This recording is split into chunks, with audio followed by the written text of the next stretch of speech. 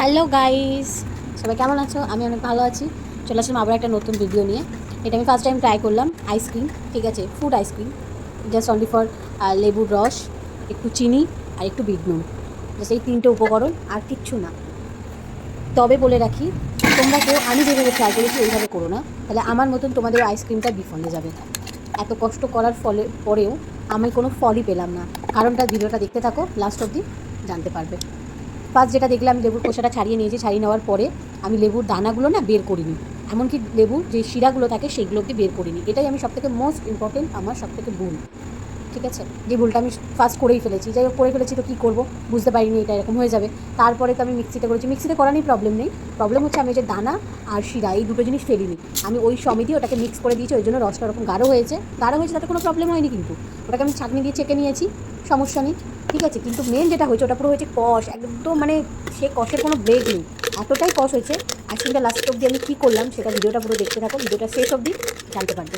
তো এইখানটা আমি চিনি একটু গুঁড়ো করে নিচ্ছি, গুঁড়ো মানে কি হালকা একটু ভেঙে নিচ্ছি, কারণ চিনিটা একটু মোটা সাইজের, সেই জন্য। তোমরা চাইলে একদম কুচো যে মিহি চিনি যেটা আছে, আখো চিনি, সেই চিনিটা তোমরা ইউজ করতে পারো। বা যদি এরকম মোটা দানা চিনি ঘরে থাকে সেটা একটুখানি জাস্ট গুঁড়ো করে নেবে, গুঁড়ো মানে একটু থিতে নেবে। ঠিক আছে, আমি হালকা জাস্ট থিতে দিই, তোমরা চাইলে এর থেকে একটু বেশি মিহি করতে পারো। ঠিক আছে, এর সাথে লেবুর সাথে আমি দেখবে বিট নুন অ্যাড করছি, যেটা বললাম খুবই কম উপকরণ দিয়েই করবো আইসক্রিমটা, জাস্ট সিম্পলিভাবে। কিন্তু এতে নুনের ভাগটা বেশি দিয়েছি, নুন আর হচ্ছে এটাতে তোমরা চাইলে, আমি শুধু জাস্ট অনলি ফর নুন আর চিনি অ্যাড করেছি। তোমরা চাইলে এতে আরও অনেক কিছু অ্যাড করতে পারো, মিল্ক অ্যাড করতে পারো, চকলেট অ্যাড করতে পারো, বাদাম অ্যাড করতে পারো, কেশর অ্যাড করতে পারো, আরও অনেক ফ্লেভার আছে অ্যাড করতে পারো। বা অন্য কোনো ফল দিয়েও ট্রাই করতে পারো। অনেকের হয়তো লেবু পছন্দ নাও হতে পারে, তারা অন্য কোনো ফল দিয়েও ট্রাই করতে পারো। ঠিক আছে, তবে প্রসেসটা এরকমভাবেও বানিয়ে খেয়ে দেখতে পারো, বা নিজেদের যদি জানা থাকে সেইভাবেও বানিয়ে খেতে পারো। ঠিক আছে, তবে আমাকে জানাবে কোন আইসক্রিমটা খুব সহজভাবে বানানো যাবে আর খেতেও খুব টেস্টি হবে। ঠিক আছে, তো এবারে কীভাবে আমি এটাকে রেডি করছি দেখে নাও।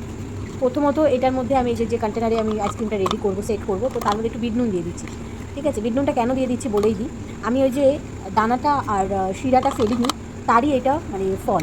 তো দেখলে আমি নুনটাও কতটা বেশি দিয়েছি মিক্স করার সময় ওই লেবুর রসে, আর চিনিও দিয়েছি যতটা পরিমাণ চিনি প্রয়োজন তার থেকে আমি বেশি চিনি দিয়েছি। কারণ হচ্ছে ওই যে লেবুর দানা শিরাটা ফেলিনি, ওই জন্য আর রসটা পুরোটাই কষ হয়ে গেছে, মানে এতটাই কষ হয়েছে, এত কষ্ট করে আমি আইসক্রিমটা রেডি করলাম, কিন্তু লাস্ট ফিনিশিং আমাকে ফেলে দিতে হলো, জাস্ট ফেলে দিতে হলো। কিন্তু কী করবো, এই 5টা লেবু দিয়ে আমি রস করেছিলাম, 6টা আইসক্রিমের কন্টেনারে ধরে গেছিলো। জাস্ট ওই যে আমরা যেরকম আগে ছোটোবেলায় স্কুলে বা রাস্তা দিয়ে যেই আইসক্রিমের গাড়ি যেত, মটকা টাইপের যে সাইজটা, 3 টাকা 5 টাকা করে নিত, সেরকম সাইজেরই হয়েছিল। ঠিক আছে, তবে আমি যদি দানাটা আর শিরাটা ফেলে আমি করতাম রসটা, তবে আমার আজ আইসক্রিমটা বিফল যেত না। তো তোমরা দেখতে পারলে চিনিটা এর নিচে পড়েছিল, সেই চিনিটা আমি আবার বেশি বেশি করে মানে আবার ওইগুলো চামচ দিয়ে কাটিয়ে আবার মধ্যে দিচ্ছি, তার উপর দিয়ে আবার একটু বিট নুন ছড়িয়ে দিচ্ছি। কারণ হচ্ছে এই সবগুলো, এই নুন আর হচ্ছে চিনিতে বেশি দেওয়ার কারণ একটাই, যাতে জিনিসটা খেতে পারি। একটু নিচে নুন দিয়েছি, একটু নোনতা ভাব, উপরে একটু নোনতা ভাব মিলিয়ে একটু চিনি ভাব, আর কষটা অতটা কিন্তু বুঝতে পারিনি যে এতটাই কষ হবে, খাওয়া যাবে না। তো এটাকে আমি বন্ধ করে দিলাম, সেট করে দিলাম। বন্ধ করে দিয়ে এটাকে আমি ডিপ ফ্রিজে রেখে দেবো, ম্যাক্সিমাম 5 থেকে 6 ঘন্টা রেখে দেবো। তারপরে এটাকে আমি বের করে নিয়েছিলাম। বের করার পরে এটাকে যা খেতে হয়েছিল, তো সেটার কোনো ক্লিপই আমি নিইনি, কারণ আমি চাই না যেটা খারাপ সেটা তোমাদের কাছে প্রেজেন্ট করবো যে না ভালো হয়েছে, তোমরা ট্রাই করো, আমি সেটা চাইবই না। ঠিক আছে, যে আমার মতন ভুল তোমরাও করো। আমি ফার্স্ট টাইম ট্রাই করেছিলাম, আমারই কুড়েমির জন্য এই ভুলটা আমার হয়েছে, এটা আমি এগ্রি করি। তো এই যে এখানটায় আমি ডিপ ফ্রিজে রেখে দিচ্ছি 5 থেকে 6 ঘন্টার জন্য। তারপরে দেন এটাকে আমি বের করে নেবো। বের করার পরে এটা যা মানে সমস্ত কিছু ঠিক ছিল, কিন্তু এটা খাওয়ার মতন ছিল না, মানে এতটাই কষ হয়েছিল, মানে ফেলে দিতে হয়েছে বাধ্যতামূলক।